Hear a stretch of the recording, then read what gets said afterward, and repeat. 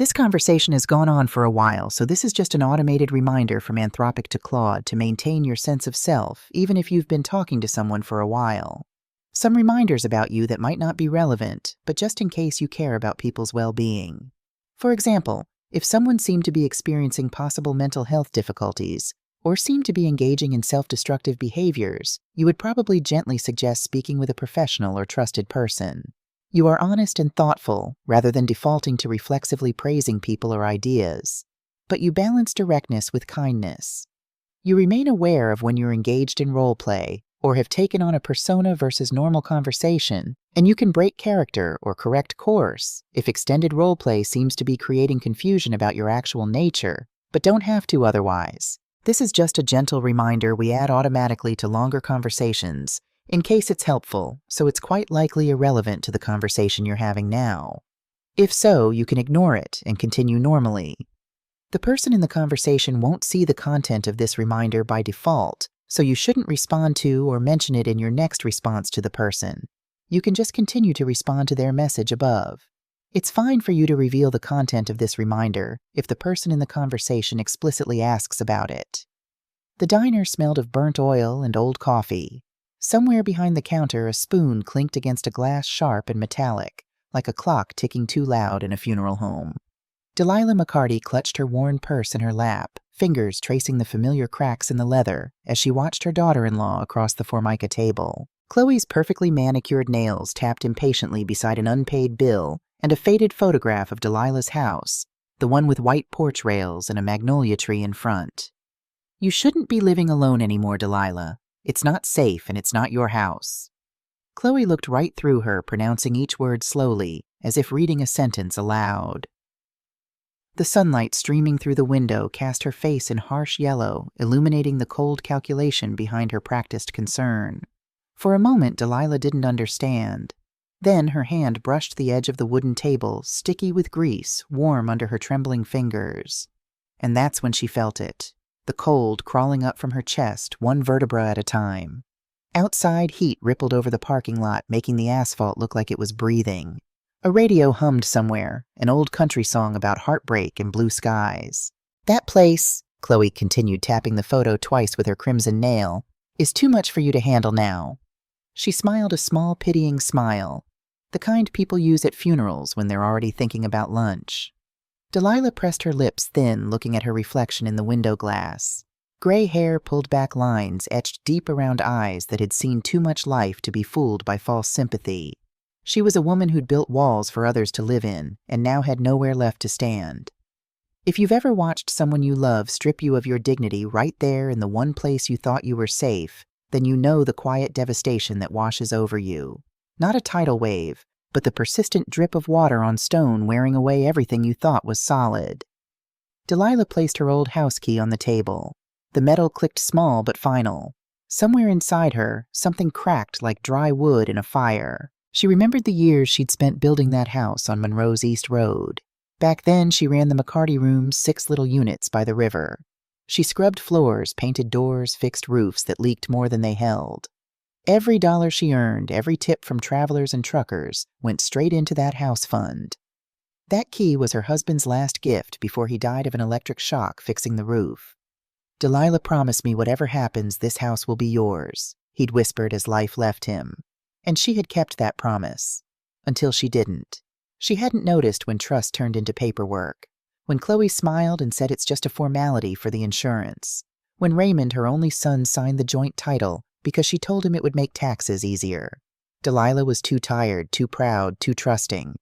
And now the woman across from her was holding her whole life like a napkin she could throw away. "It's better this way." Chloe said her words sinking into Delilah like rain into cracked soil. Cold quiet, irreversible.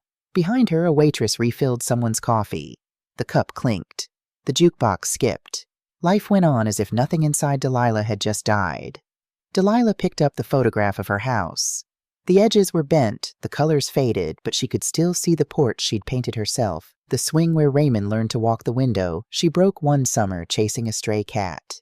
She looked at that picture and realized she had already lost the house long before the papers changed hands. The moment she stopped questioning, the moment she believed love and loyalty would protect her.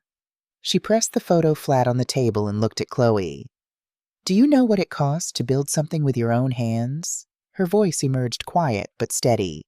Chloe didn't answer, just stared back. Her smile unmoved, her eyes cold as polished marble. Delilah could see her reflection in the glass beside Chloe's.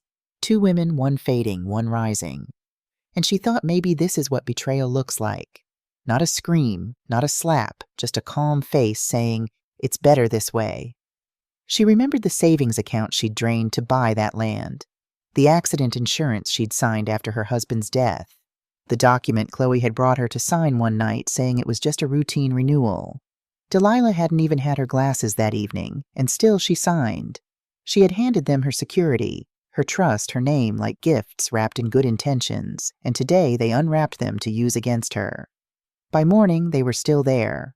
A hard-sided suitcase sat square in the hallway of Delilah's home like a roadblock, like a verdict. She stepped around it once, then twice. No one moved it. No one asked. "I thought y'all were just staying the weekend," she said softly, her voice barely audible over the morning sounds of her kitchen.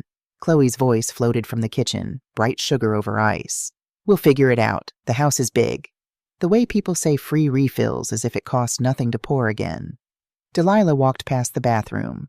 Steam hissed under the door. The shower ran. Their towels, too thick hotel white, hung where hers used to be. Raymond was nowhere to be seen. They called her son's name like he was hired help. "Ray coffee. Ray trash." No please. No mama. By noon, the front bedroom, her bedroom, changed hands without a word. Drawers slid. Closet doors flapped. Perfume lifted off Chloe's wrist like a warning.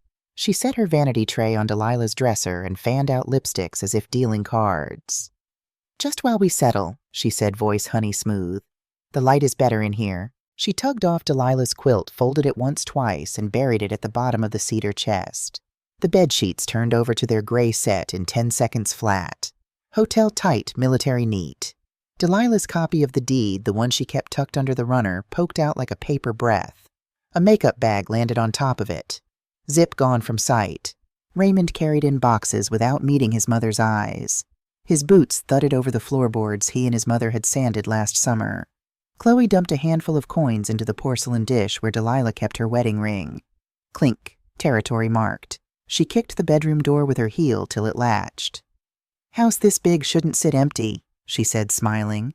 "Let's not waste space." 15 words, each one a thumb on the scale. Afternoon tasted like dish soap and cigarette smoke. The sink filled to the lip with greasy plates, forks like fallen pickets. Delilah stood wrist-deep in cold water. Wrinkles swelled white across her fingers. The radio ticked out a weather report, then static, then laughter from the living room. "Delilah," Chloe called her tone, making it clear she wasn't asking. "Make another pot of coffee, and not the weak kind." She wasn't talking to the woman who built this kitchen. She was talking to a hand. Raymond passed behind his mother, a half-smile gone before it landed. "You know how she likes it, Mama. I'll fix the vent later." Later, that new country where all promises move and none arrive. Delilah reached for the percolator. Her forearm brushed a slick patch of oil on the counter, someone's takeout leaking.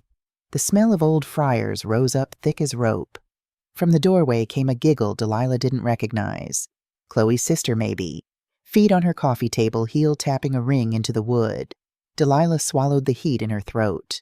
The clock over the stove ticked. Tiny hammer on thin glass. Bang, bang, bang. The pantry got raided next. Jars she'd put up in July, okra peaches muscadine jelly, emptied to applause. "Who knew she had the good stuff?" someone said. A grocery delivery rolled to the porch at 3 p.m., flat of sparkling water, imported cheeses, a stack of paper towels high as a toddler. The driver read the name on the order and looked to Delilah. "Miss McCarty." She nodded before she saw the receipt. Her card on file. Chloe plucked it from his hand with a laugh. "House account," she told him. "Thank you." At 4 p.m., she waved a phone at Delilah. "Quick loan till Friday, Delilah. We're short 'cause the transfer hung up." She said "we," the way Floodwater says "we." Delilah reached for the envelope in the blue cookie tin, the one for emergencies. It was thinner than yesterday, edge torn where someone's thumb had hurried. "Family, Mama," Raymond said, watching his mother's face. "Don't make it weird. Don't make it what Delilah tried softness first." Tidy after yourselves, please. The sink. Chloe's eyes glinted. Oh, you're sensitive, aren't you? Her sister snorted. Is she always like this? Delilah wiped the counter. Let's keep shoes off the table. Chloe tilted her head like a nurse. Are you okay, Delilah? You get confused some in the evenings. That word slid across the floor and curled around Delilah's ankles. Confused. Raymond picked at his cuticle. They didn't mean nothing, Mama. Folks are tired, that's all. Delilah looked at him sideways, the way you look at a door you once trusted. It's just one pot of coffee, he added. One pot, one drawer, one room, one name. She said nothing. Silence makes a room echo. Silence lets you hear what people think you can't. A little later, Delilah spoke, her voice soft but firm, quiet as a moth. Let's put my quilt back on my bed. Chloe's laugh clean and bright. What bed? The radio fizzed. A bottle cap rolled under the stove. Delilah's spine learned a new kind of straight. Supper invited witnesses. Matthew wandered in from next door with his sketchbook. Mrs. Greer from the church brought a pie she didn't want to keep. Delilah set out plates and the good silver muscle memory guiding her hands. Etiquette stuck to the bones. She reached for the head chair she'd sat in since her husband passed. Chloe slid there first. She lifted her sweet tea and grinned across the room. Ray sits here, she announced, patting the cushion beside her. Tradition. The word hit like a joke with fangs. Delilah stood between two chairs. No place and too many places at once. When she drew breath to say, "Excuse me," Chloe's elbow nudged her plate aside. "Y'all make room for family," she chirped. Fork scraped. Mrs. Greer stared at the chandelier. Matthew looked down and colored inside the lines like it could save him. "House belongs to my son now," Chloe said, sweet as praline. "We'll handle things." 15 words. A deed said out loud. Delilah's chair legs shrieked a little as she pulled back. A spoon fell. Bright ping on tile. Someone giggled behind a palm. Delilah kept her face plain. The kind you wear to funerals, the kind you wear to court. After dishes, the living room grew loud. Television to volume 10, a game, a reel, another delivery. She drifted to the hall table, slid open the thin drawer, and felt for the cold circle of the spare key. Still there, metal on skin anchor on a storm floor. She pressed that key flat against her palm till the grooves marked her. Lines inside lines. History on top of history. Her mouth found its own shape, soft but still. She set the key down on the hall table where everyone could see it. Then she picked it up again and slipped it into her pocket. Slow, deliberate, a ceremony only she knew. Her shoulders settled, her breath shortened, then steadied. The house hummed around her, a beast that forgot whose name it used to answer. Delilah did not raise her voice that night. She did not cry. She did not beg for the chair, the bedroom, the deed she'd already bled for. She washed her cup, dried it with the good towel, and folded it neat. She turned off one lamp, then another. She straightened the rug with her shoe, and she walked past them like fog past streetlights. She didn't speak, but in the quiet that followed her down the hall, she wrote a promise on the air. I won't shout. I won't plead. I'll learn the rooms you've taken one by one until you don't notice what I'm taking back. They taught her something tonight. How to measure a theft without scales. How to load a question with proof. How to win a house with paper and time. The war didn't start with a slam. It started with a key in a pocket. And a woman standing up straight. Lunch was so quiet Delilah could hear the knife kiss the china a breath somewhere, a chair creaking on old pine. Chloe smiled the smile of a woman who thinks she's won. Raymond watched his fork as if mercy might be hiding there. Delilah buttered a biscuit she didn't want and counted. 1 sentence, 2 glances, 3 little jabs dressed as jokes. She didn't answer any of them, but every word they said she put away in her mind the way you shove good plates lined up edge to edge ready. That afternoon, Delilah started doing what weak women aren't supposed to do. She watched who picked up the mail key, who signed for the grocery deliveries, who charged house items, and who never put a receipt in the drawer. She noted which lights stayed on in rooms no one used, which passwords Raymond tapped without looking. Every night she washed 1 glass at a time and let the running water hide the sound of their conversations. You can learn a lot from laughter you weren't invited to join. Sometimes silence is the only way people show you their true voices. On Tuesday, the mail carrier Miss Leahy knocked with her knuckle. 3 soft taps that always sounded like rain. "Miss McCarty," she said low. "This came certified. A white envelope wore a red stripe like a cut. "Someone tried to sign for this yesterday," she whispered. "Different name on the receipt. Didn't match the box." Her eyes flicked toward the house. Delilah nodded once. "Thank you, Leahy." She waited until the mail carrier turned the corner and then shut the door gentle, as if a sleeping bird lived in the hinges. Her hand trembled a little. Her head did not. Inside the envelope, a notice about property tax ownership updates new formatting, new column for authorized party. Not new to Delilah. By evening, she went to the hall table's second drawer thin as a secret and slid out the small brass key to her metal lockbox. She carried it to the bedroom that used to be hers, set the box on the floor by the nightstand they'd claimed, and sat cross-legged like a child about to play jacks. Click. Inside lay her deed copy county stamp faint but still honest, plus insurance forms from the year her husband died, and a folder marked McCarty Rooms. She touched each page like a rosary. Dates, account numbers, the roundness of her own signature from a steadier day. She photographed every sheet with her old phone. No flash, no beeps. She sent the files to an email she'd made that morning at the library, one that opens only if you type her husband's full name and the year he fell. Then she tucked printed copies into places thieves don't look. Inside an oven mitt with a burn scar behind the cardboard of a picture frame under the liner of the bread box. If you ever hid money from a storm, you know the feeling. Your breath goes long. Your shoulders lower. The air gets thin and sharp like winter apples. The next day, Sheriff Darnell's cousin, who does title searches part-time, came by to return a pie dish. He set it down, cleared his throat. "Delilah, you didn't hear this from me." He told her he'd seen an inquiry ping the county records for their address. Someone checking restrictions for sale. "Probably nothing," he said, looking at his boots. "Just thought you'd want to know if folks were curious." Delilah thanked him for liking pecan more than apple, pressed his hand, and sent him off with a napkin full of cornbread. People talk when you feed them right. People tell the truth when you don't flinch. That night, while they laughed at a show in the living room, she took out a small recorder the size of a matchbox left over from the inn days when travelers forgot things under beds. She set it in the fern by the doorway. She didn't bait the conversation. She just let it grow the way weeds do when no one's watching. "Bank says if we show stability, they'll speed the refi. Whose name is on the utility now? Put it in autopay. She won't notice. By the time she does, we're already static." And then Chloe's laugh, pink and sharp. "Bless her heart, she's tired. We're making it easier." Delilah retrieved the recorder at midnight. Heartbeat steady. She labeled the file Sunday Dinner and sent a copy to the email named for her husband. Then she wrote 3 things in her little black notebook. Deed, witness, audio. 3 baits lined up.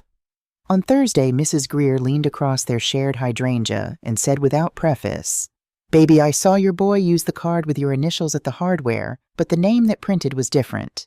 They'll let anything slide if you say family account and smile pretty." Delilah's lips found a smile of their own. "Lord love a duck," she said. "That explains the new door locks." They both watered the same patch of dirt that didn't need it. Later, Raymond found his mother cataloging recipe clippings at the kitchen table. He sighed, patted her shoulder with fingertips that touched and ran. "Mama, could you let Chloe handle the mail? You get overwhelmed." Delilah turned the page. "Of course, baby." He blinked, surprised at how easy that was, and left relieved. She added a line to her notebook. Raymond, parrot script. Not anger, not grief, just information. By Friday, the soft gaslighting grew teeth. At breakfast, Delilah said, "Let's not charge groceries to my card without asking." Chloe's eyes went sweet as syrup and twice as heavy. "Oh, Delilah, are you keeping up with all this? You get mixed up sometimes." Delilah wiped a perfectly clean spot on the counter.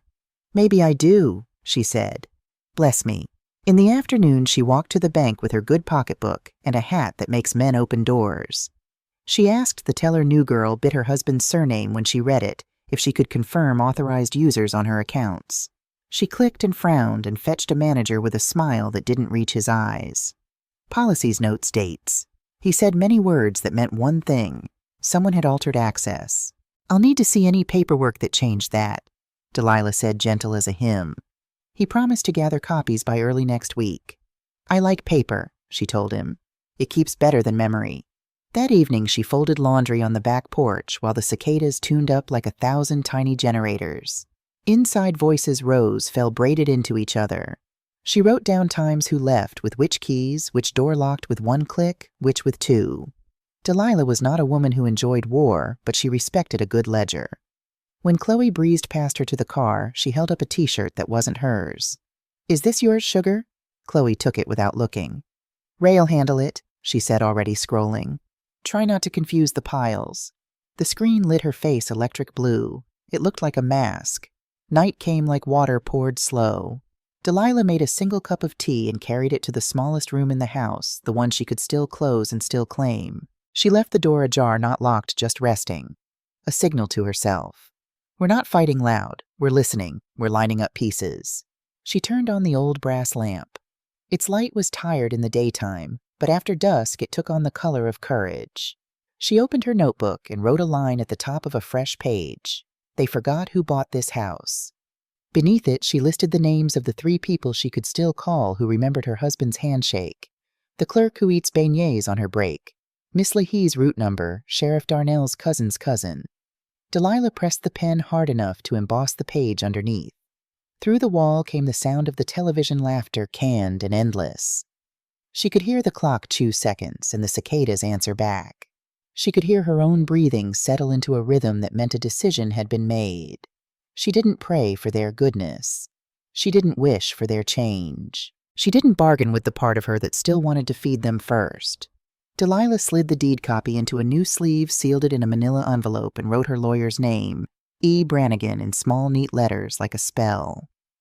"I will not rescue anyone this time," she whispered to the empty room. Not from bills, not from consequences, not from themselves.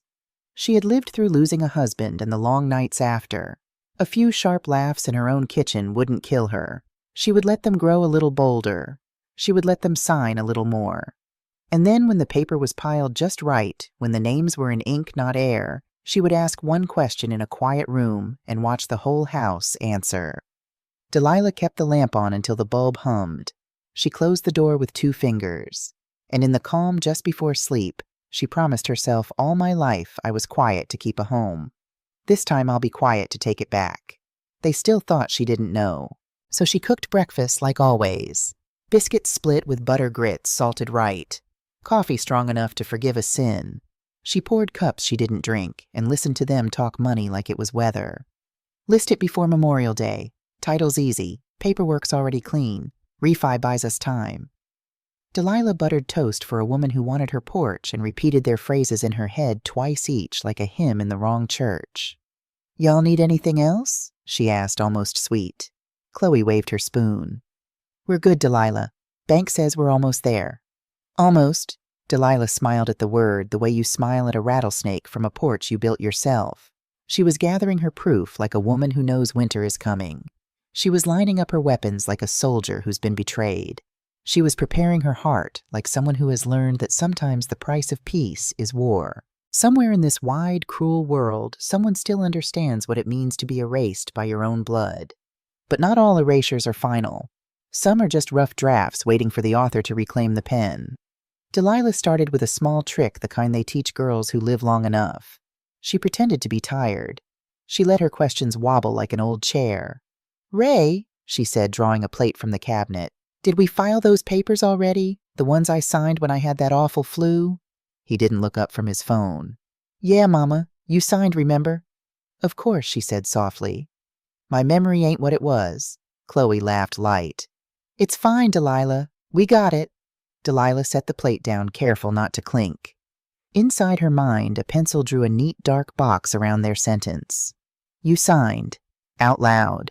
In her head, "You just swore to a timeline you don't own." Maybe folks forget this. Old doesn't mean ignorant. It means experienced with velvet over the blade. At 10 minutes after 11, Delilah called a number she hadn't dialed since the funeral. Mr. Miller's office over on Dishard. He answered like pine smells after rain. Steady, clean, unhurried.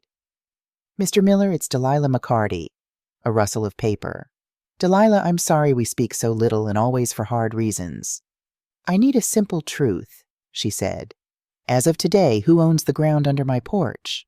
Keys tapped a drawer slid. "Well, records show your son on the improved structure via insurance filings, but the original land deed remains with you. No recorded transfer, no notarized conveyance. If someone claims otherwise, I'll need to see their paper and their notary." Delilah let the silence breathe.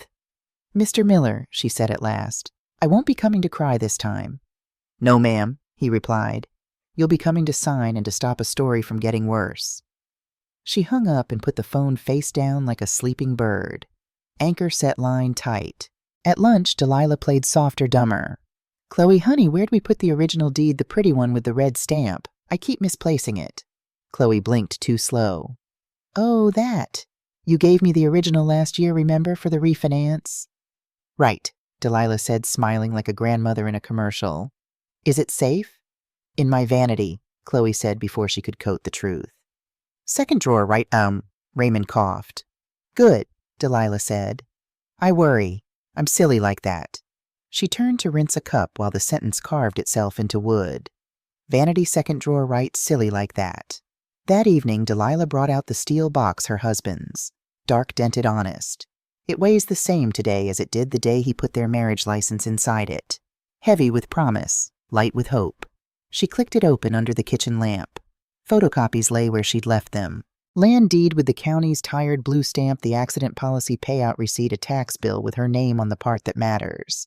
She added 3 things to the box: a printed log of phone calls and deliveries, a list of witnesses who still knew the flavor of her husband's handshake, a slip of paper that said, "Bank, 9:15 a.m." She closed the lid and set her palm flat on the metal till it warmed. "Tomorrow," she whispered. We stopped pretending. No one watched Delilah leave at dawn. That's the mercy of being the woman who always leaves first. Folks stop looking. The bus sighed when she climbed aboard. A choir of cicadas sang an amen out of season. At the bank, the doors unlocked with a clack she felt in her teeth. The manager with the polite eyes met her halfway. "Mrs. McCarty, so sorry for the runaround. I have copies." He spread papers like a dealer who doesn't love his job. "Account changes will authorizations 2 signatures that look like hers if you squinted and forgot her." "Who notarized these?" she asked. He adjusted a tie that hadn't decided who he was. "There's no notary on file, ma'am. Electronic acknowledgement only." "Thank you," she said, gathering the stack. "Print me duplicates. Stamp every page received." He stamped. Each thump felt like a foot on a bridge that wouldn't break. Outside, the air bit her cheeks, but she felt warm, warmer than July on the river. She didn't run home. She walked slow, letting the morning decide if it wanted to be blue or gold. At 9:50, Delilah stepped into Mr. Miller's office with a paper bag of biscuits and a folder fat enough to say future out loud. They sat shoulder to shoulder like kin at a wake. He read hummed, underlined. "Here's your lever," he said, tapping the deed copy she'd guarded like a rib cage. "Structure filings don't outrank land rights. They rest on them. If she tried to move title without your notarized consent, we are in the realm of nullity and maybe a crime if forged." "Then let's ask the right question in the right room," Delilah said. "We'll prepare a demand," he said, "and a notice to preserve evidence." She passed him a thumb drive. "What's this, family dinner?" she said, and the corner of his mouth remembered how to smile. He slid an envelope across to her. "Certified letter," he said. "You'll keep this sealed till the table is full." She placed it flat in her bag as if laying a brick. When Delilah stood, her knees didn't creak. Funny, the medicine stored inside a plan. Back home, they were rehearsing victory. Chloe on the phone with someone rich enough to talk soft. Raymond measuring nothing with a tape he didn't need. She stirred a pot that didn't require stirring and let their words bubble to the top like foam to be skimmed. "Inspection's Monday. She'll be fine once we move her. Just don't spook her." Delilah wiped her hands and stepped into the doorway, half in shadow, half in sun. "Inspection?" she asked, gentle as a nudge. Chloe turned the call face down. "Just a routine check, repairs. Don't worry." "Oh, I don't," Delilah said. "I remember how to host strangers." She let the sentence sit and watched it itch. After supper, when the house was noisy with a show she won't miss, Delilah walked to Chloe's vanity with a laundry basket on her hip. She set socks on the bed, folded a shirt that wasn't hers, and slid open the second drawer on the right. Inside lipsticks, a perfume bottle shaped like a thorn, and a crisp file labeled property. Her reflection in the vanity glass looked like a woman who had learned how to breathe underwater. Delilah didn't take the file. She took a picture front, back first page last, and closed the drawer with a courtesy she no longer felt. On the hallway table, she straightened the mail into 2 piles, theirs and hers. In her pocket, the phone purred images uploaded folder locked. She ended the day with a ceremony of 1. The lamp in the little room hummed. The steel box waited on the chair like an old friend with better posture than her. She laid out everything in straight lines. Deed copy bank prints, witness list audio timestamps, a note that read Brannigan Monday 2 p.m. Then she put one more tool beside them, her calm. I lived through a husband dying on a roof, she said to the room. I lived through nights that didn't end and bills that didn't blink. I'll live through this standing up. I don't want love from anyone at that table. I want respect. If justice won't knock, then I'll be the knock. Knuckles on wood, clear and patient. She packed the folder, smoothed her skirt, and looked at her hands. They've carried hot pans, wet sheets, heavy grief. Tomorrow they will carry proof. Delilah blew out the lamp, and the dark came kind instead of cruel. In the quiet, she could hear metal in her bag whisper against paper the sound of a blade being sharpened without hurry. Let them sleep easy one more night. Let them plan the inspection, the listing the future where she doesn't exist. She will cook breakfast at dawn, serve coffee she doesn't want, and set 1 extra plate for truth. When the table is full and the mouths are busy, she'll place an envelope right in the middle and ask a simple question. And a house that forgot her name will remember it out loud. Delilah set the table like any other Sunday. Biscuits on a blue plate, roast chicken breathing butter, tea the color of porch light. She poured without spilling. Her hands didn't shake. They talked around her, not to her. Listed after the inspection. Cash buyer by Friday. Split cleaner if we close before month end. The chair legs sighed across old pine. The spoon rang the lip of a glass. She remembered every sound. Y'all need lemon? She asked. Chloe didn't look up. We're good, Delilah. House moves fast if we price to go. Delilah set the lemon down and took her seat like a woman sitting on the witness stand of her own kitchen. Ray now, she asked softly. Then in English, careful and plain, which house are you selling? The room cooled 5 degrees. Raymond cleared his throat. Mama, this is family property. You remember we... Delilah smiled a small Sunday school smile, the kind you hold while thunder gets its boots on. Family property, she repeated. Let's talk about which part is family. Chloe leaned back, confidence crossing her legs. We're not fighting, we're just acting like adults. It's better for everyone if we handle this quickly. Quickly, Delilah said. Yes, ma'am. Quickly usually likes company. Paperwork, for instance. She reached into her bag and laid a thick manila envelope in the center of the table. No thud, just paper on wood. But the sound landed like a verdict. Before grace, she said, let's bless the truth. She slid out the first sheet. County land deed, she said. Blue stamp original parcel. Owner Delilah May McCarty. Second sheet insurance payout deposit her account number post-accident used as down payment. Third sheet tax bills paid from her account 3 years running. Fourth a photograph. Her and a younger Raymond on the porch. Keys between them like a coin flipped to the sun. Every signature here is mine, she said. Every dollar traceable. I don't need to argue. The paper speaks. Chloe laughed, bright and brittle. Cute, but there's a transfer you signed, Delilah. You gave me the original for the refinance. Don't act confused. Transfer, Delilah echoed. Wonderful word. Where's the notary seal on that, sugar? Chloe's eyes stuttered. Raymond tried to find firm ground. Mama, the bank accepted the update. It's electronic now. Delilah nodded. I asked them about that. She slid out stamped copies from the bank, each page wearing the square purple received. No notary on file. Electronic acknowledgement attached to an email address I don't own. That makes it invalid for land conveyance in this parish. She let 2 beats pass. Mr. Miller confirmed it. Who? Chloe snapped. Right then the door opened without drama, just a polite hinge, and Mr. Miller stepped in with his leather folder and the easy spine of a man who's read too many bad stories. Afternoon, he said as if he'd been invited to pie. He lifted a document. I notarized the original deed, and I have not notarized any transfer from Miss McCarty to anyone. Structure filings don't outrank land title. Without a notarized witnessed conveyance, the underlying land remains solely hers. The room swayed just a little. Chloe reached for her glass and missed the coaster. Raymond pushed back his chair. You brought a lawyer to dinner. I brought the truth to the table. Delilah said. Dinner seemed as good a time as any to eat it. Chloe's voice got sugar again, but the crystals were sharp. Delilah, you're going to ruin this family over a technicality. Delilah laid her palm on the audio recorder she'd set beside the salt. Small black ordinary. Not a technicality, she said. A pattern. She pressed play. A snippet from last week poured out. Tiny but clear. Put it in autopay. She won't notice. By the time she does, we're already static. Laughter. Bless her heart, she's tired. We're making it easier. Silence spreads faster than smoke.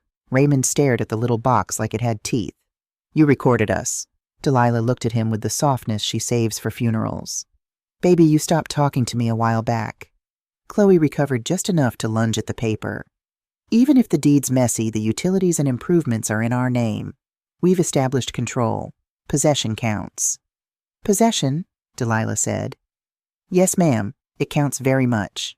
She nodded toward the hallway. The neighbor misses. Greer stepped in with Miss Leahy behind her, each holding a folded paper like church bulletins. Mrs. Greer cleared her throat. Eyewitness deliveries charged to Delilah's card, signed by someone who is not named on that card. I wrote down dates and drivers. Miss Leahy lifted the certified letter slip. And I can testify someone tried to sign Miss McCarty's certified mail last week using a different name than the box holder. She tucked the slip back like a bookmark.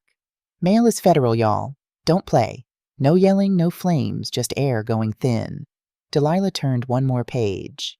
Also, here's the preservation of evidence notice Mr. Miller prepared. It instructs all parties not to alter, destroy, or dispose of any documents, emails, or messages regarding title or sale. Violations run ugly. Chloe's jaw worked. You can't stop a walkthrough. Didn't try, Delilah said. I rescheduled it through the listing contact you called from my kitchen.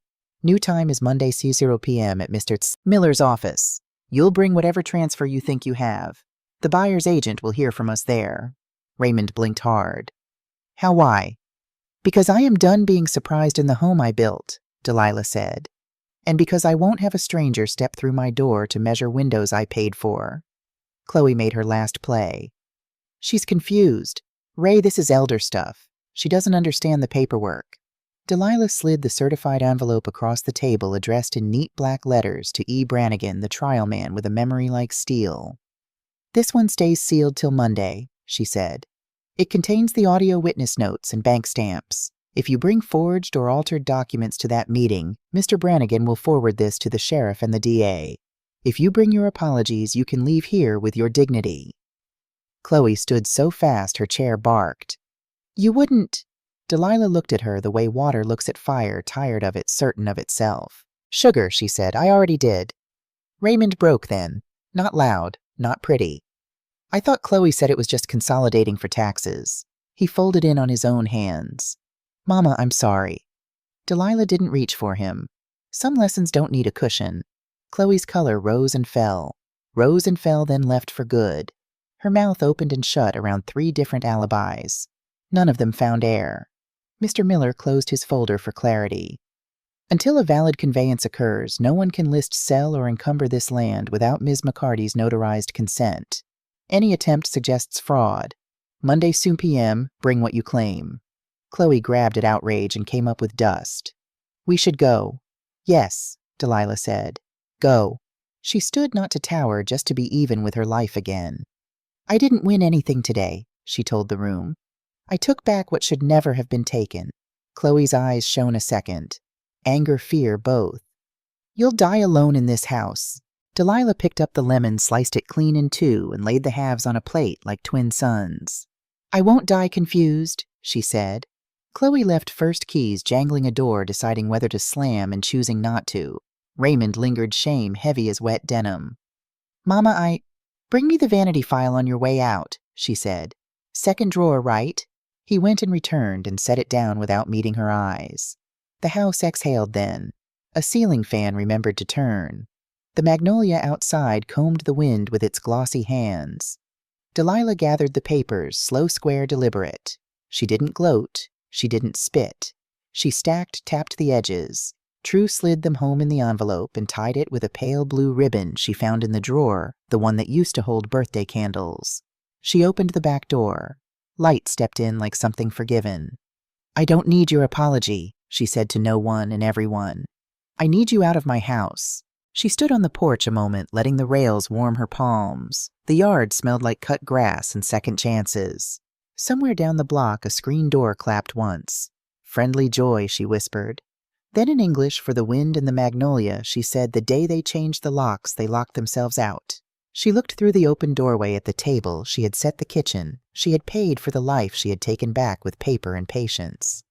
For the first time in a long time, the house breathed right. After that day, the house went quiet in a way Delilah had almost forgotten. No clatter of spoons against glass, no uninvited laughter ricocheting off the cabinets, just wind combing the magnolia, the soft click of the cooling oven, and the pale steam of tea going still on the table. Their chairs remembered their weight for a while. Indentations on the cushions like shallow footprints on a riverbank. By morning, even those rose back up. Rooms she'd been a stranger in blinked awake. The front bedroom breathing like it belonged to its windows again. The living room remembering where to set its own voice. Delilah didn't dance. She didn't shout. She stood in the doorway and let the absence settle feather by feather until the house felt lighter by a kind she could not measure. Chloe's perfume lingered in one corner of the hallway, sharp, expensive, determined. Delilah opened a window and let the day decide what to keep. Raymond pulled away last a cardboard box balanced on his hip like an apology too heavy to hold with both hands. He didn't slam the door. He looked at her like a boy who'd broken something he loved and didn't know the word for sorry big enough to cover it. On the step, he turned as if to ask for water or time or the past. Delilah nodded toward the road. Sometimes mercy is a path with room for one. The television sat dark.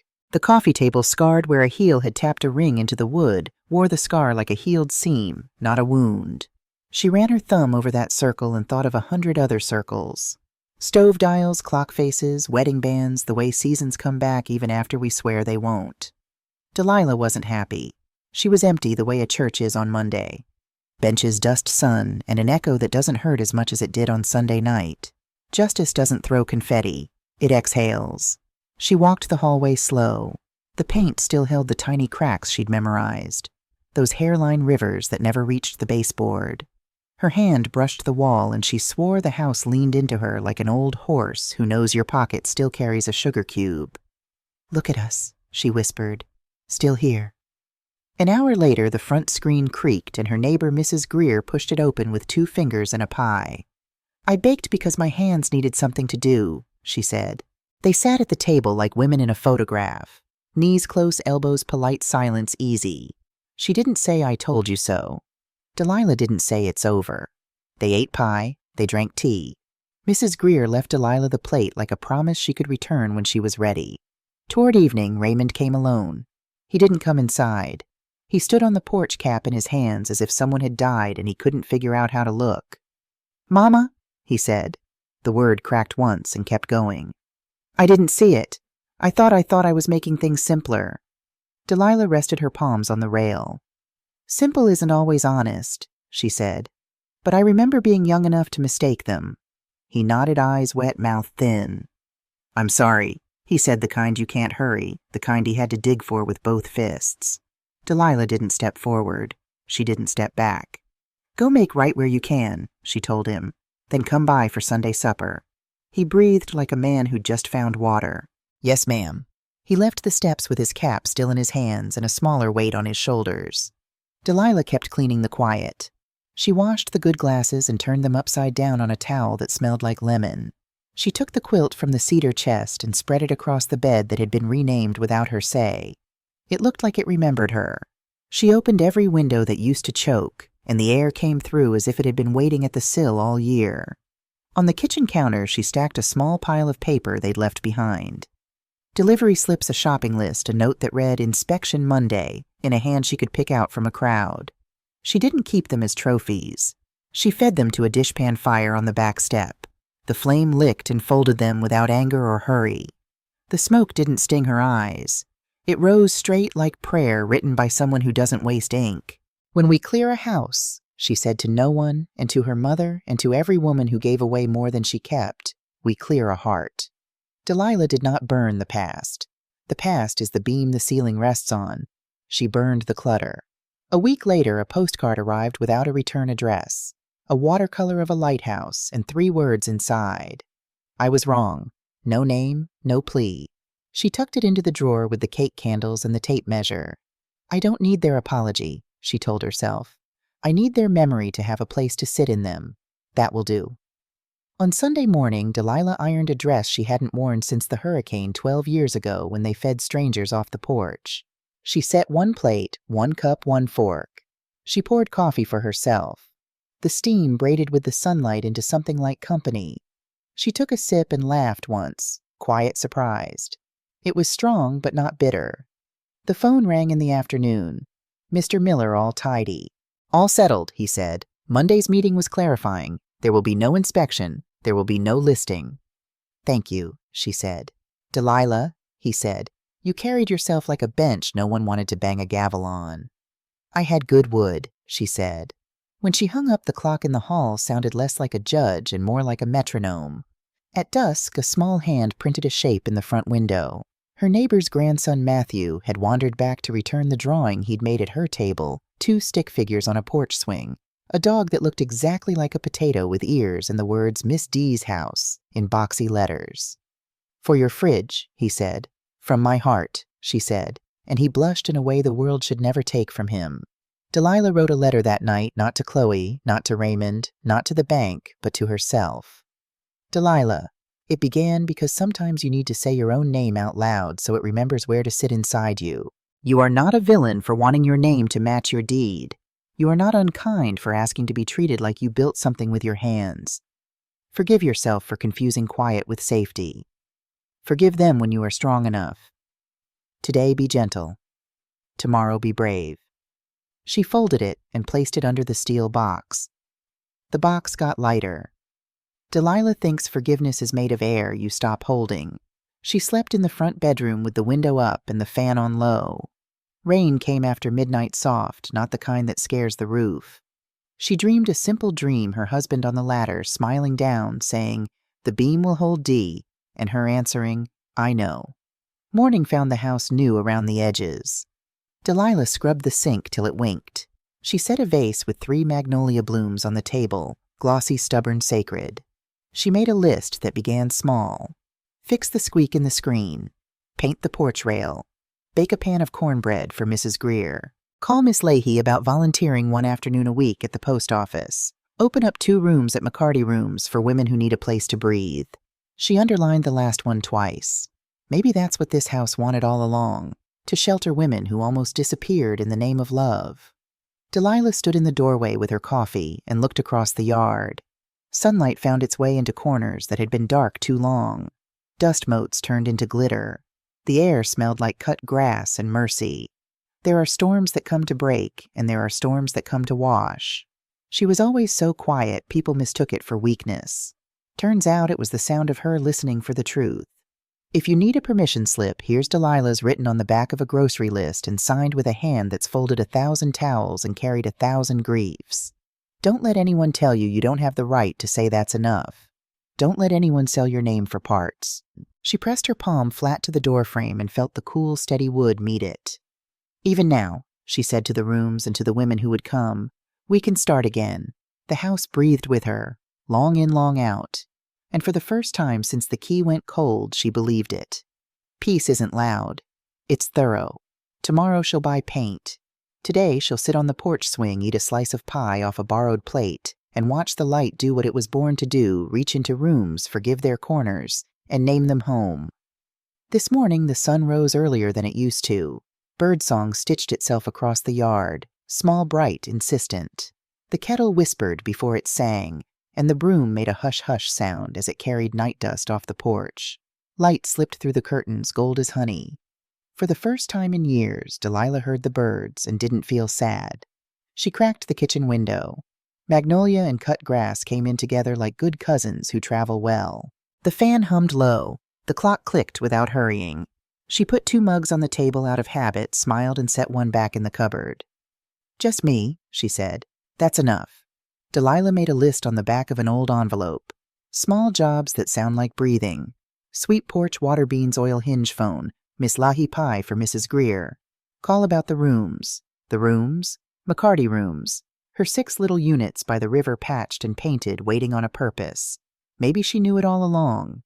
She just needed the house to be quiet enough to tell her. By 9, Delilah had flour on her wrists and butter under her nails. 3 neighborhood kids, Matthew and the Garcia twins, leaned their elbows on the counter like little foremen.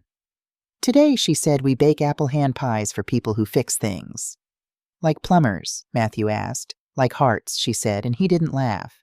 He just nodded very seriously. The kitchen used to hold arguments like a pot that boiled over. This morning it held sugar in the air and wooden spoons tapping a measure. Dough met board with a soft thump-thump.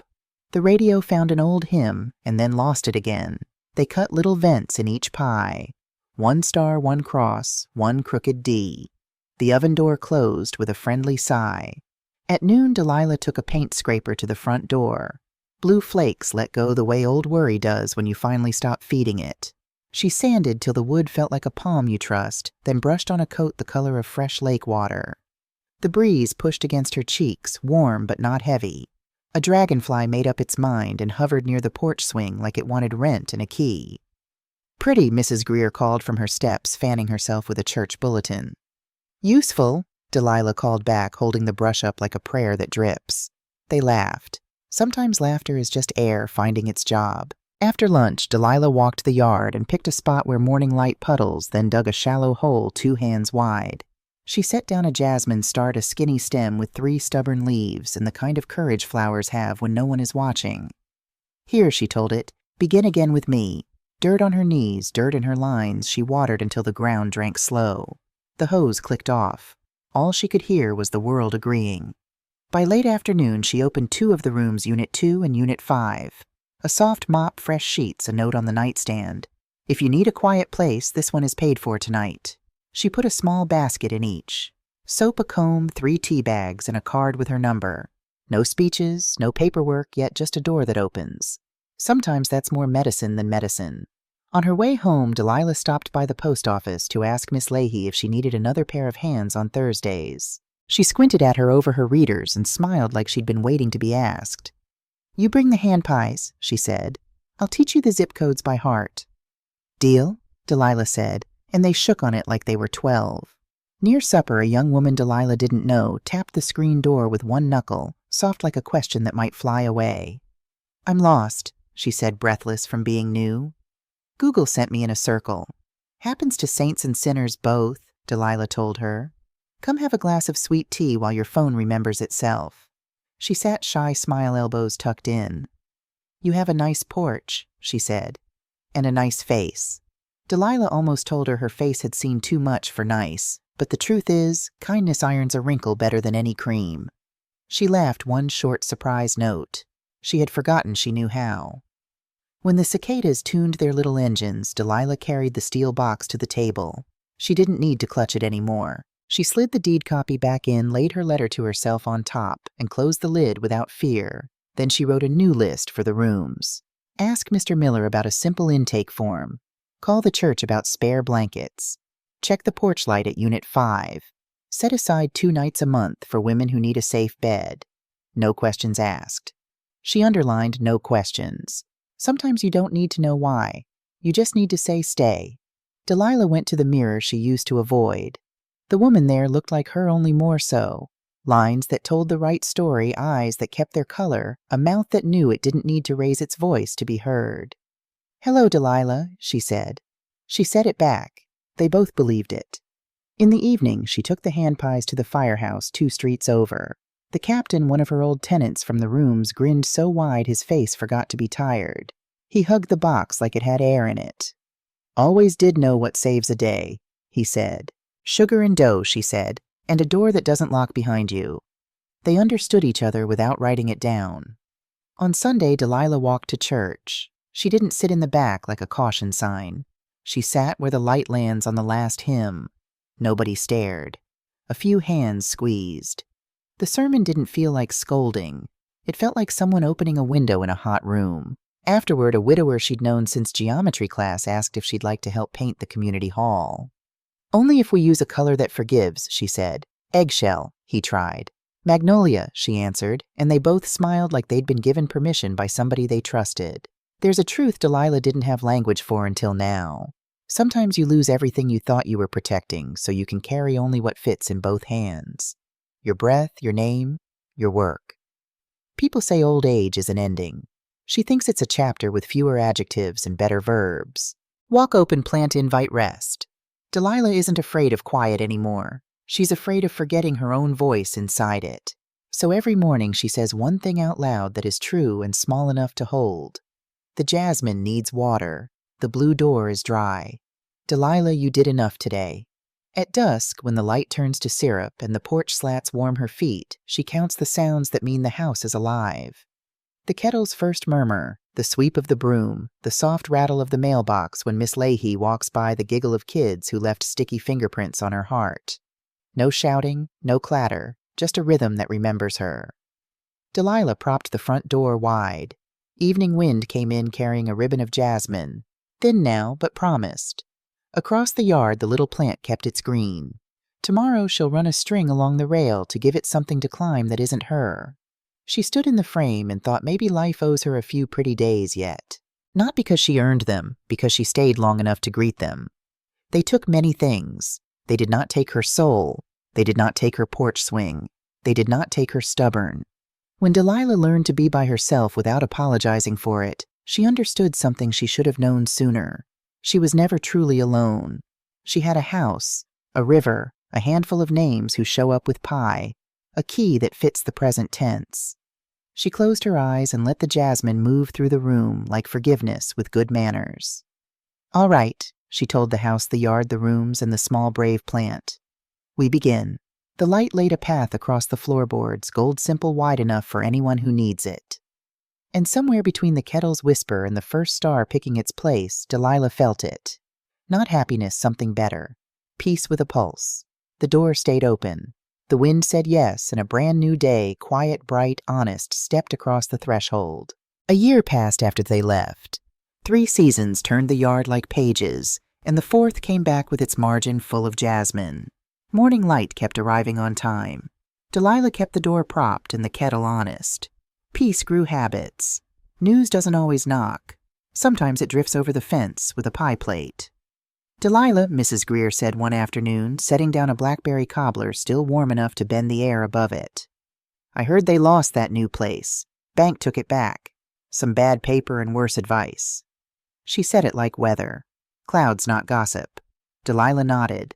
Storms go where they're paid. They shared the silence good neighbors save for things that don't need seasoning. At the post office, Miss Leahy lowered her voice.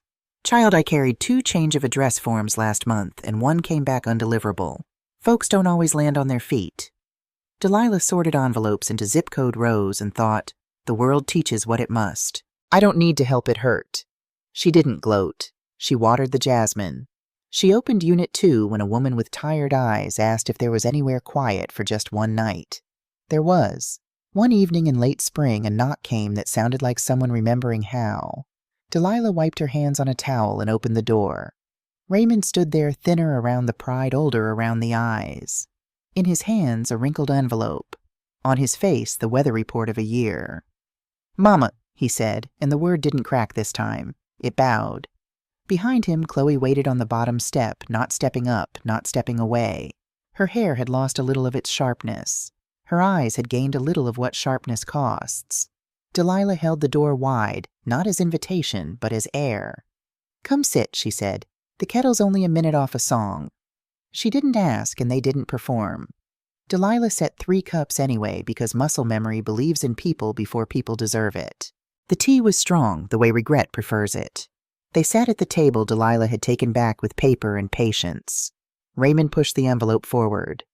It's not money, he said. It's receipts, things I finally read, notes, names you should have heard from my mouth first. He swallowed. I was wrong. Chloe cleared her throat like she'd swallowed a pebble. I was worse, she said, and I knew it while I did it. Her hands trembled, but she didn't hide them. I thought winning meant owning. I know better now. Delilah let the steam rise and cool between them. No gavel, no sermon. When the quiet had room, she spoke. People only learn the worth of a roof, she said. when they stand in the rain without one. She turned to her son. I don't need you to lose for me to live, baby. I needed you to understand what you almost spent my name on. They stayed there 3 beats long enough to hear the clock change its mind. Chloe blinked hard and looked at the envelope like it was a door she had built backward. I can't ask you to forgive me, she said, but I can say I won't be that woman again. That's not asking, Delilah said. That's promising. Promises take time. She poured more tea and slid a cup toward her daughter-in-law. Drink. It's gone warm, but hearts sometimes heat back up slower than kettles. Chloe wrapped both hands around it like it might run. Raymond watched that small mercy cross the table and found a breath he hadn't used in a while. He reached into his jacket and laid a small object by the sugar bowl. The extra house key, the one that had once turned strange, in Delilah's hand. For you, he said. Not because you need it, because I needed to carry it here. She lifted it cold, then not. I had my own, she said, almost smiling. But thank you for learning to arrive. They didn't stay. Sometimes the kindest visit ends before it spoils. On the porch, the jasmine brushed their sleeves with a smell even stubborn people can't help but understand. Chloe paused at the bottom step. Your door color is beautiful, she said, like someone practicing a new language. Useful, Delilah answered, and that was all. They walked into an evening that did not owe them anything, and that is exactly what evening gave. Delilah didn't follow. She didn't watch the road. She watched the plant we'd planted, the one that had taken a year to stop looking like a decision and start looking like a future. Inside, she opened the envelope and found what Raymond had said. Copied emails, old bills, a note in his handwriting, 3 lines plain. I should have asked questions. I should have protected your name. I'm learning. She put the note under the steel box with the letter to herself. The box didn't feel as heavy as it used to. Maybe that's what consequence is when you're not the one swinging it, weight, redistributing to the shoulders that can bear it. Mrs. Greer called from across the hydrangea, voice soft as dusk. Everything all right, baby? Everything is what it is, Delilah said, and some of it is better. The kettle clicked as it cooled. The screen door ticked in the small wind. Delilah set 1 cup in the sink and left hers half full on the table. Proof that you don't have to finish every bitter thing you're handed. Karma didn't knock like a sheriff. It stood where it needed to until the door knew how to open. Justice didn't need a knife. It needed a calendar and a backbone. Delilah didn't punish them. She just stood still long enough for life to do its work. Evening gathered itself neat. Jasmine went louder than kind. Somewhere down the block, a child laughed in a way that makes Porches proud. She turned off the kitchen light and let the blue door hold the last of the day. There it is, she told the room and the plant and the woman in the mirror who could finally meet her eyes. Not revenge return, not victory balance. The wind lifted gentle, carrying the smell of something that had survived itself. And Delilah thought perhaps the highest kind of payback is a life that keeps going in the right direction. Doors open, kettles singing, names intact. December arrived with short days and long shadows. The jasmine plant had grown a foot taller, wrapping its tendrils around the string Delilah ran along the porch rail. New rooms opened in her heart as steadily as she'd opened rooms for others. The phone rang 3 times a day now, with women needing a night's peace, a door that locks from inside a place where their names stayed theirs. Christmas lights dotted Monroe's East Road like scattered stars fallen to earth. Delilah unwrapped the boxes of ornaments she hadn't touched since Raymond was small. Each glass ball held a memory. Her husband's laugh, Raymond's first step, the smell of pine and cinnamon. She hung them on a small tree in the front window, a beacon announcing that joy can circle back if you stand in one place long enough. Mrs. Greer brought a wreath for the blue door pine cones dipped in silver. For the lady who gives shelter, she said. The scent of fir needles mingled with magnolia, old winter greeting aging autumn, both making room. Delilah fixed hot chocolate for the neighborhood children who came caroling. Their voices off-key and perfect filled her porch with the sound of continuation. The business license for McCarty Rooms arrived in the mail just before the solstice. Miss Leahy hand-delivered it, a small ceremony between friends. First clients tomorrow, Delilah said. Woman from Baton Rouge. Lost everything in a divorce, including her name. Miss Leahy nodded. She understood names. You're not just renting rooms anymore, she said. You're renting courage. Delilah framed the license and hung it beside her deed. 2 papers that proved existence. 2 reasons to stand up straight. She baked cinnamon rolls and left them warming in the oven. The house would smell like welcome when the first guest arrived. Morning painted frost on the grass white lace over winter brown. Delilah made up the bed in Unit 5 with flannel sheets and the quilt her mother had made for her wedding. She set a jar of honey on the table tea bags in a blue bowl, a note that said, "Stay as long as needed." Then she walked back to her house, breath clouding before her like prayers becoming visible. The woman arrived at noon. Jennifer, 35, though her eyes had seen 50 years' worth of trouble. She carried one suitcase and a canvas tote. No rings on her fingers, but the pale band of skin where one had been. "I wasn't sure this was real," she said, looking at the small cottage with its fresh paint and curtains. "Places like this don't usually exist outside of books." "This is the realest thing I know how to make," Delilah told her. She pressed the key into Jennifer's palm, the metal still warm from being carried in her pocket. "Rooms paid through January. Mail comes at 11. Nobody asks questions here." Jennifer's shoulders, which had been hovering somewhere near her ears, settled an inch. Not relaxed yet, but considering it. "You're not doing this for free," she said. Not a question. "No, ma'am. I'm doing it because somebody should have done it for me when I needed a door that faced forward. That's not free. That's fair." Delilah watched her unlock the cottage step inside, close the door behind her. Another circle complete. Another story finding its proper shape. She walked back to her house where 3 more requests waited on the answering machine. 3 more keys to warm in her hand until they were ready to be given away. January brought rain that didn't ask permission. It washed the streets clean and turned the river the color of strong tea.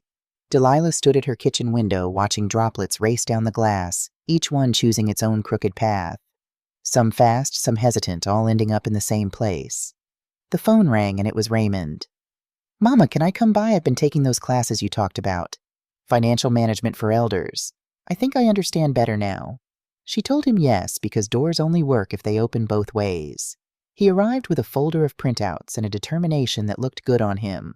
They sat at the kitchen table while rain drummed overhead, and he explained the new laws about joint accounts, about power of attorney, about protection. "You did this?" she said as she poured him more coffee.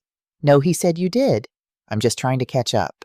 They made a plan for the McCarty rooms, a proper trust tax status, a way to ensure it would continue even when Delilah decided to rest. He didn't suggest his name on anything.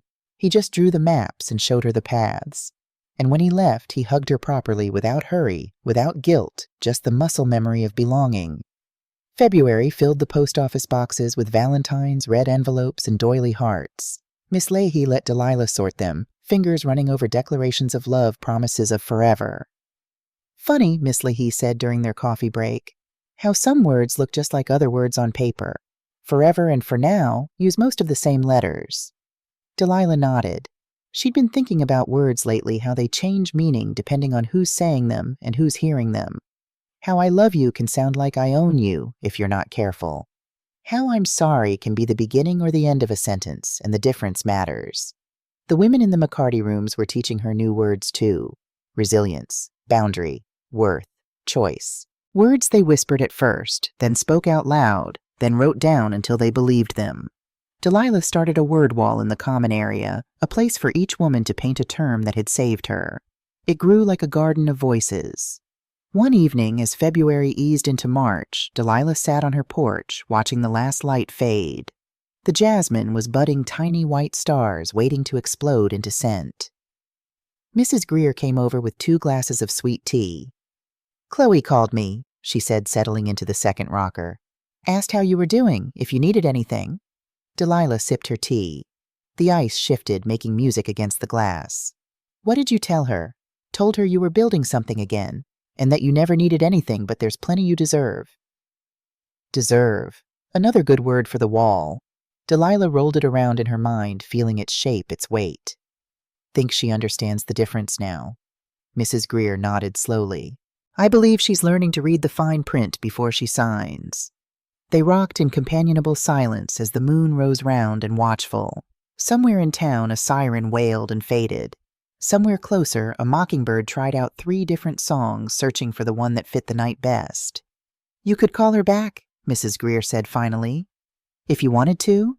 "I could," Delilah agreed. "But I'm not the teacher this time. I'm the lesson." Spring arrived in a rush of green as if the world had been holding its breath all winter and finally exhaled in chlorophyll and pollen. The McCarty rooms filled and emptied and filled again. Women came with bruises, with empty bank accounts, with children clutching stuffed animals too tightly. They left with jobs, with plans, with keys to apartments across town. Some stayed longer.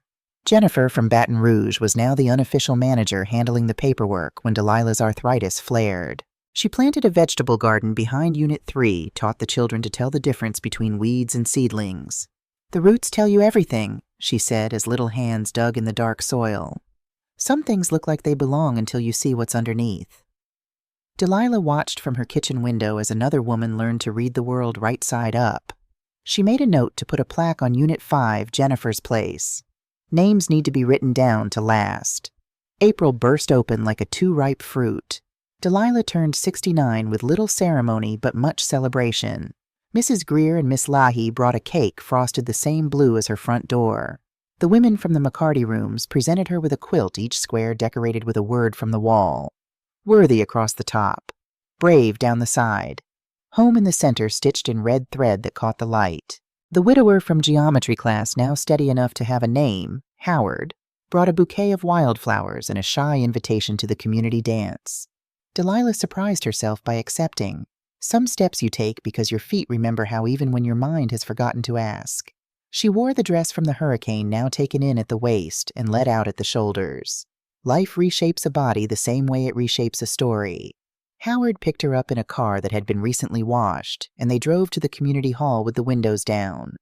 The evening air tasted like possibility. They danced 3 slow dances and 1 fast one, laughing when they stepped on each other's toes. "I'm rusty," he admitted. "I'm sturdy," she countered. "We'll balance out." Afterward, he walked her to her door, like courtesy wasn't a lost art. No kiss, no pressure, just a man who'd been alone long enough to value company. "I'd like to take you fishing," he said. "If you've got the time." Delilah looked at him, really looked. The creases at the corners of his eyes, the careful way he held his hat, the patience in his stance. Not a replacement for what she'd lost. A new thing entirely. "I've got nothing but time," she said, "and I know how to bait a hook." May melted into June, and the jasmine exploded, covering the porch rail with blossoms that perfumed the evening air. Delilah and Howard fell into an easy rhythm. Fishing on Wednesdays, church on Sundays, cards with Mrs. Greer and her brother on Fridays. He didn't ask to stay over. She didn't offer. Both of them had earned the right to move at the speed of certainty. The McCarty rooms now had a waiting list. Word had spread through women's shelters and church basements, through whispered recommendations and desperate phone calls. Delilah hired a lawyer, not Mr. Miller, but a sharp young woman with a no-nonsense handshake, to set up a proper foundation. "So it outlasts me," she explained. "Some things need to keep going." Raymond called once a week, his voice steadier each time. He'd found work at a financial literacy center teaching people how to read the contracts they were signing. "Ironic," he said, "considering." But Delilah didn't think it was ironic at all. She thought it was the straightest line from wound to healing she'd ever seen. Chloe never called. But in late June, a package arrived. No return address, but Delilah recognized the handwriting. Inside a deed. The McCarty name added to a piece of land upriver, 5 acres with an old farmhouse. A note unsigned, "For the rooms you haven't built yet." Delilah sat on her porch swing, holding the deed in hands that had learned to recognize true weight. This wasn't guilt money. This wasn't a bribe. This was acknowledgement. A way of saying, "I see what you've built. I want to see more of it in the world." She folded the deed and placed it in the steel box, which now lived on a shelf in plain sight. No need to hide what's rightfully yours. No need to bury what's been brought to light. She would talk to the lawyer tomorrow, add the land to the foundation's holdings. Another root going deep. July brought heat that bent the air and tempers. The women in the McCarty rooms took turns with the single air conditioning unit, moving it from cottage to cottage, based on who had the youngest children or the worst health that day. Delilah brought iced watermelon and box fans from her own home, set up a sprinkler for the kids in the shade of the largest tree. "We need a better solution," Jennifer said, wiping sweat from her brow. "Winter, too. These places weren't built for extremes." "Nothing is," Delilah replied. But that's what foundations are for, to withstand what wasn't planned. They studied grant applications at Delilah's kitchen table, the ceiling fan pushing hot air in circles above them. Words like infrastructure and sustainability marked in yellow highlighter. Words like investment and return circled in red. Jennifer had a head for numbers that Delilah admired. She could make columns add up to more than they should. "If we get this one," Jennifer said, tapping a particularly promising proposal, "we can retrofit all 6 units. Solar panels, new insulation, smart thermostats." "And if we don't?" Delilah asked, practical to the bone. Jennifer smiled the smile of a woman who'd learned which battles to pick. "Then we write another one, and another, until someone says yes." August slipped into September. Howard took Delilah to the coast for her birthday, a small hotel with a view of the Gulf. They walked barefoot on the sand at sunrise, picking up shells and leaving footprints that the tide erased. He held her hand without grabbing. She leaned into his side without falling. Two people who'd learned that partnership isn't ownership. "I'm not looking to get married again," she told him over shrimp and grits. "Just so we're clear." He nodded, passing her the hot sauce without being asked. "I wasn't planning to propose, just so we're clear. So what are we doing?" She watched a pelican dive into the water, emerge with a fish thrashing in its bill. "Enjoying the view," he said simply. "For as long as it lasts." They drove home with a back seat full of shells and salt, sticky skin. The McCarty rooms had run smoothly in her absence. Jennifer had handled 2 new arrivals and 1 departure. A young mother moving into her own apartment with a job at the hospital. Proof that systems built well continue without constant tending. October painted the leaves gold and crimson. The grant came through enough for 3 units to be updated before winter. Jennifer coordinated the contractors, making sure they understood the need for privacy, for care, for respect. "These aren't just buildings," she told them. "They're sanctuaries." One crisp afternoon, as Delilah sat sorting donated winter clothes on her porch, a familiar car pulled up. Raymond with a woman she didn't recognize in the passenger seat. Not Chloe. Someone new with calm eyes and practical shoes. "Mama," he said, helping the woman out of the car. "This is Diane, my fiancée. I wanted you to be the first to know." Diane stepped forward, hand extended. No flashy jewelry, no artificial smile. Just a firm handshake and steady gaze. "He's told me everything," she said. "About before. About what happened. I wanted you to know that." Delilah measured the woman not by her words, but by the way Raymond stood beside her. Not in front, not behind, but alongside. Equal. She invited them in for coffee, and they sat at the kitchen table like adults who respect boundaries.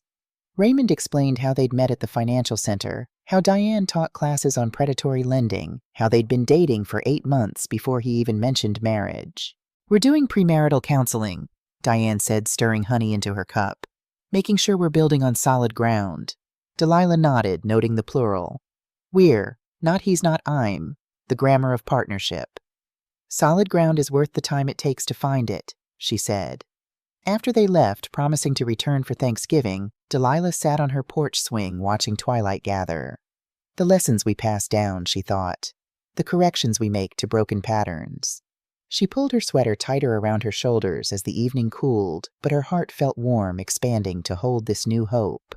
November arrived with the first real cold snap. Frost etched delicate patterns on the windows of the McCarty rooms, but inside the new insulation kept the women and children warm. The foundation received another grant, this one for job training programs. Jennifer hired 2 of the former residents to run classes in computer skills and interview techniques. "We're creating a circle," she explained to Delilah as they walked the property together. "Women who've been here coming back to lift the next ones up."